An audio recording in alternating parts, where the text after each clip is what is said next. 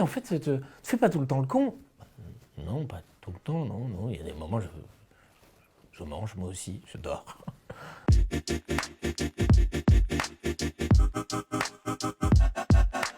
J'ai un rapport à l'humour qui est très complexe, quoi. En même temps que l'humour a donné un sens à mon existence, c'est-à-dire qu'avant je savais pas à quoi je servais, et puis d'un coup, avec le rire, que ce soit à la télévision, que ce soit au cinéma, je me suis rendu compte que je croisais des gens dans la rue qui me disaient « Oh merci pour ce petit moment que vous m'avez offert, etc. » Je me rendais compte que j'étais capable d'apporter un peu de bonheur, en toute humilité, hein, vraiment dans la vie de certaines personnes, donc ça m'a vraiment donné du sens.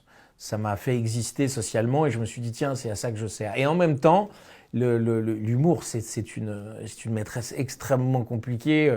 On te demande aussi à la fois, si tu es drôle, bah, sois-le tout le temps, quoi. Or non, on n'est pas monolithique, on est comme tout le monde. Il y a des moments où on est marrant, des moments où on l'est pas. C'est pas parce que c'est notre métier. Roger Federer, il joue très bien au tennis, il joue pas tout le temps au tennis. Il y a des moments où il mange, par exemple, où il dort. C'est assez étrange, la façon avec laquelle les autres vous regardent, quand il y a des gens qui rentrent un peu plus dans ta vie et qui disent « Ah mais en fait, tu fais pas tout le temps le con ». Non, pas tout le temps, non. Il y a des moments, je mange moi aussi, je dors. Jamel, tu viens de traiter le personnel de l'émission de connasse. Non mais... Regarde ton DVD. Oh la vache! Oh c'est moche, je vais être obligé Non, de mais casser. pas mon secteur. Moi j'étais venu pour pas casser le truc. Oh là là, le set d'or, ça y est.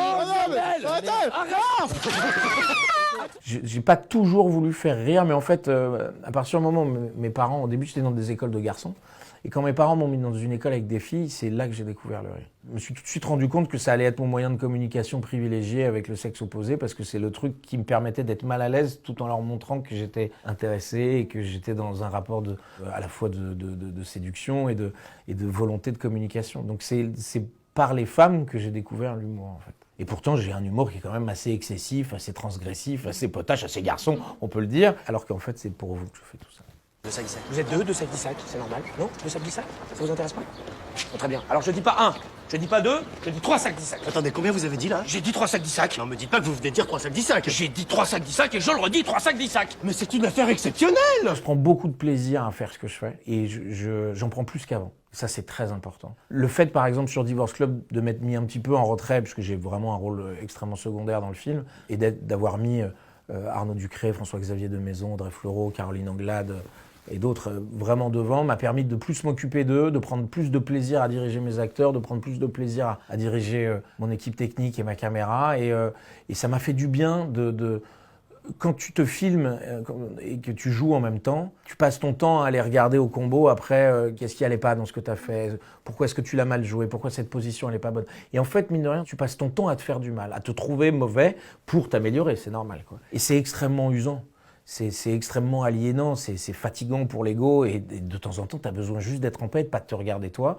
Et dans Divorce Club, ça m'a fait vraiment kiffer justement de regarder les autres. La réalisation, c'est...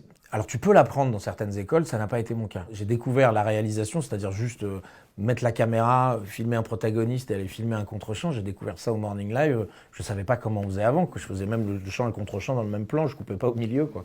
Donc c'est un métier qui s'apprend en le faisant. Et donc plus tu fais des films, plus tu progresses, plus tu as des idées, plus tu es ambitieux. Donc c'est normal qu'aujourd'hui ce soit mieux qu'avant, quoi. Mais en tout cas, c'est un métier que j'aime beaucoup. J'adore l'image, j'apprends beaucoup avec mon équipe technique. Et puis j'adore tous les métiers de la réalisation. C'est pas juste la direction d'acteur et les mouvements de caméra, c'est aussi le montage, le travail sur le son, le travail sur la musique, les costumes, les décors. Jusqu'au dernier détail, je lâche rien. Je suis un peu multicouche, quoi. C'est-à-dire que le film est riche. Pour moi, c'est un compliment, mais ça peut vite devenir un défaut, parce qu'il doit certainement traîner là-dedans une angoisse, une peur du vide ou quelque chose comme ça. T'as plus rien.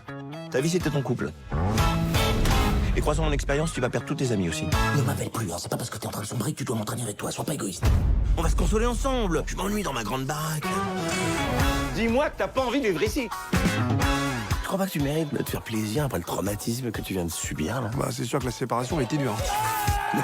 Je parlais du mariage. Le secret d'une comédie réussie, c'est une comédie dont tu sors content. Et donc t'es content, pourquoi? Parce que tu t'es marré. Une comédie, alors ça fait vraiment, on enfonce des portes ouvertes, mais une comédie a besoin d'être drôle du début jusqu'à la fin. Souvent, les comédies sont drôles au début, parce que tu caractérises les personnages, ils sont atypiques, la situation, elle aussi, elle est étrange, donc tu rigoles. Et puis, au fur et à mesure que l'histoire se développe, que la narration prend racine et que tu vas dans la résolution, c'est de moins en moins drôle. Et c'est très très difficile d'écrire une comédie qui est drôle du début jusqu'à la fin. Et je suis vraiment super fier et super content que ce soit le cas de Divorce Club, qui est vraiment drôle du début jusqu'à la fin.